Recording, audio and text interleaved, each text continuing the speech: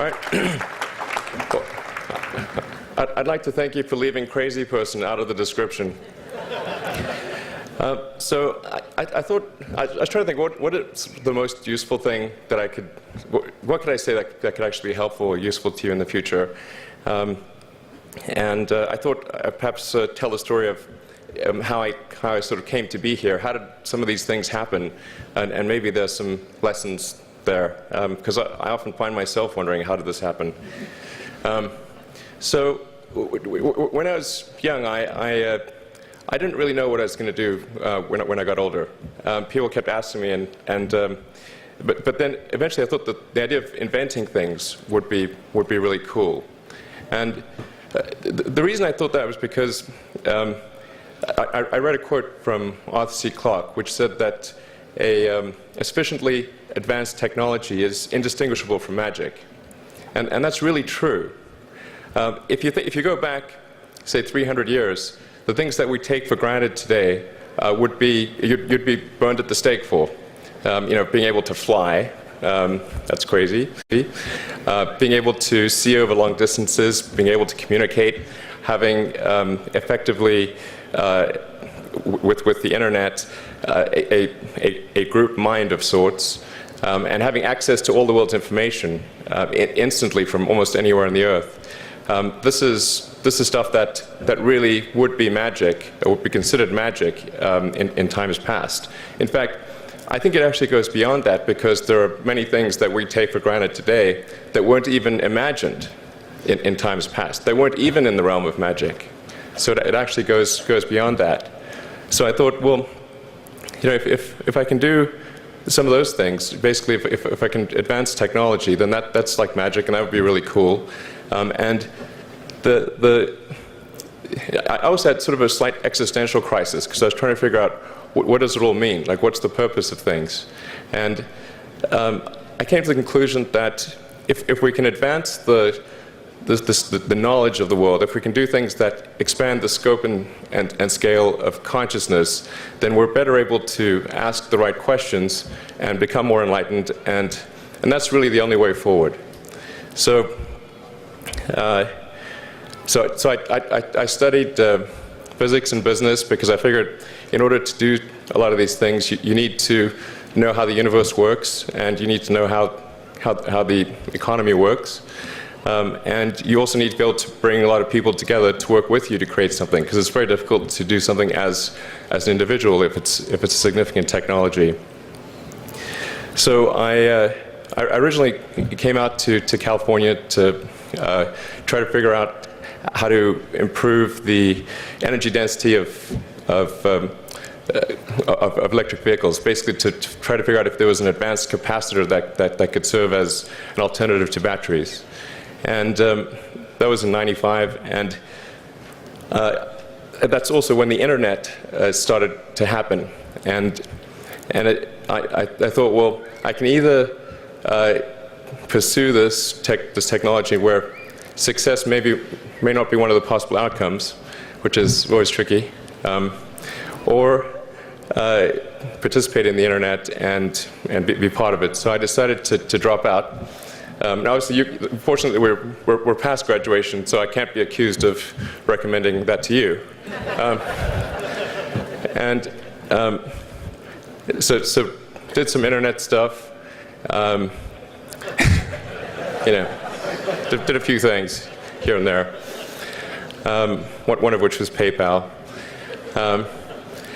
And I think maybe it's helpful to say one of the things that was important then in the creation of PayPal was kind of how it started, because initially, the initial thought with PayPal was to create an agglomeration of financial services, so to have one place where all of your financial services needs would be seamlessly integrated and work smoothly.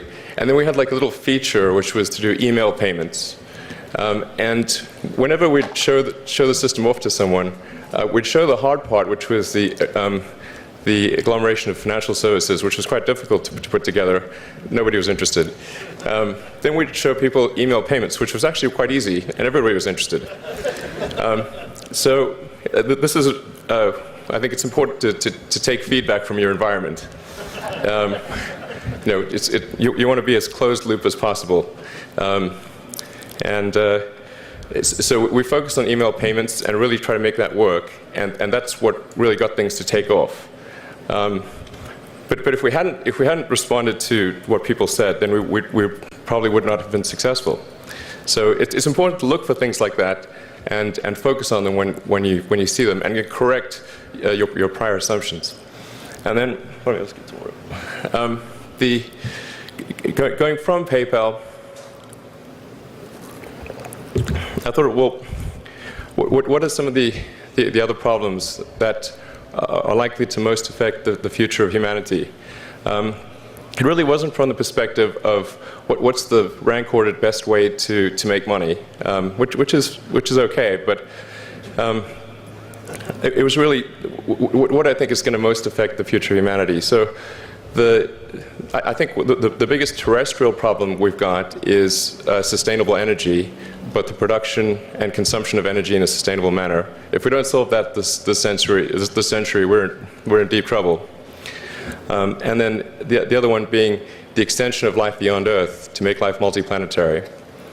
So that's the basis for the latter is the basis for SpaceX, and the former is the basis for Tesla and Solar City. And when I started SpaceX, initially I thought that, well, there's no way one could possibly start a rocket company. I wasn't that crazy. But then I thought, well, what is a way to increase NASA's budget? That was actually my initial goal.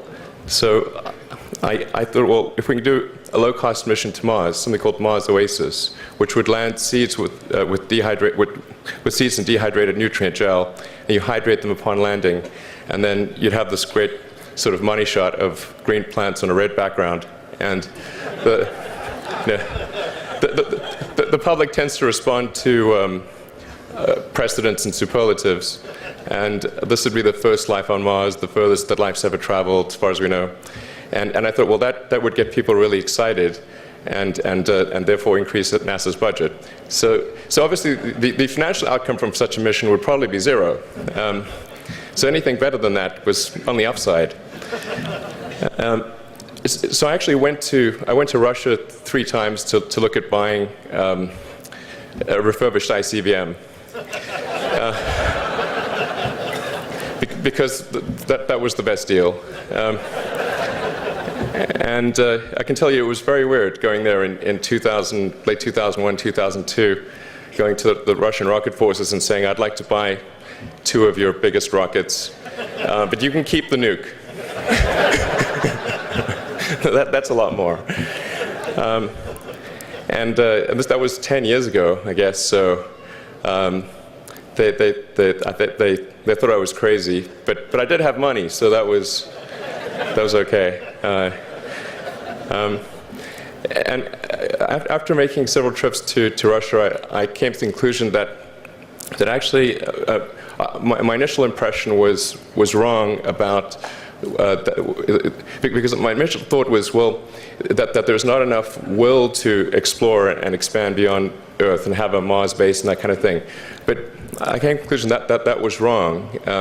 In fact, there's plenty of will, particularly in the United States, because the United States is a nation of explorers, of people who came here from other parts of the world. I think the United States is really a distillation of the spirit of human exploration. So, but if people think it's impossible, then, or it's going to completely break the federal budget, then they're not going to do it. So after my 3rd trip, I said, okay, well, what we really need to do here is try to solve the space transport problem, and started SpaceX. This was against the advice of pretty much everyone I talked to. One friend made me sit down and watch a bunch of videos of rockets blowing up. Let me tell you, he wasn't far wrong. It was tough going there in the beginning because I'd never built anything physical. I mean, I'd built like little model rockets as a kid and that kind of thing, but I'd never had a company that built anything physical. So I had to kind of figure out how to do all these things and bring together the right team of people. And And so we did all that and then failed 3 times. It was tough going. Because the thing about a rocket is that the passing grade is 100%. You don't get to actually test the rocket in the real environment that it's going to be in. So I think the best analogy for rocket engineering is like if you want to create a really complicated bit of software, you can't run the software as an integrated whole, and you can't run it on the computer it's intended to run on. But the first time you put it all together and run it on that computer, it must run with no bugs. That's basically the essence of it. So we missed the mark there. The first launch, I was picking up bits of rocket near the launch site. It was a bit sad. But we learned with each successive flight, and were able to, eventually with the 4th flight in 2008, reach orbit. And that was also with the last bit of money that we had. So thank goodness that happened. I think the saying is 4th time's the charm. So we got the Falcon 1 to orbit, and then began to scale that up to the Falcon 9, which is about an order of magnitude more thrust. It's around 1 million pounds of thrust. And we managed to get that to orbit, and then developed a Dragon spacecraft, which recently was able to dock and return to Earth from the space station. That was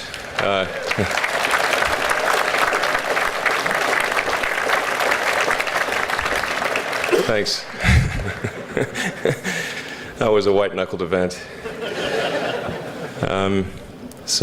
Yeah, it's a huge relief. Still can't quite believe it actually happened. But there's a lot more that must happen beyond this in order for humanity to become a spacefaring civilization, ultimately a multi-planet species.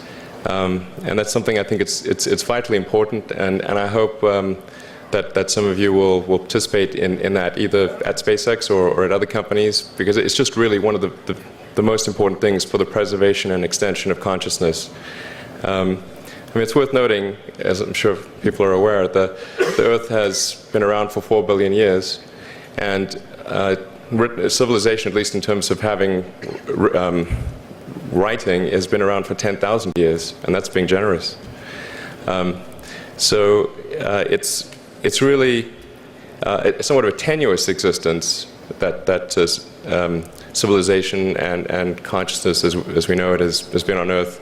And I think I'm actually fairly optimistic about the future of Earth. So I don't want to sort of people to have the wrong impression that I think we're all about to die. I think things will most likely be okay for a long time on Earth, but not for sure, but most likely. But even if it's sort of 99% likely, a 1% chance is still worth spending a fair bit of effort to ensure that we've backed up the biosphere, planetary redundancy, if you will. And so I think it's really quite important. And in order to do that, there's a breakthrough that needs to occur, which is to create a rapidly and completely reusable transport system to Mars, which is one of those things that's right on the borderline of impossible. But that's sort of the thing that we're going to try to achieve there with SpaceX. And then on the Tesla front, the goal with Tesla was really to try to show that what electric cars can do, because people had the wrong impression. We had to change people's perception of an electric vehicle, because they used to think of it as something that was slow and ugly and had low range, kind of like a golf cart.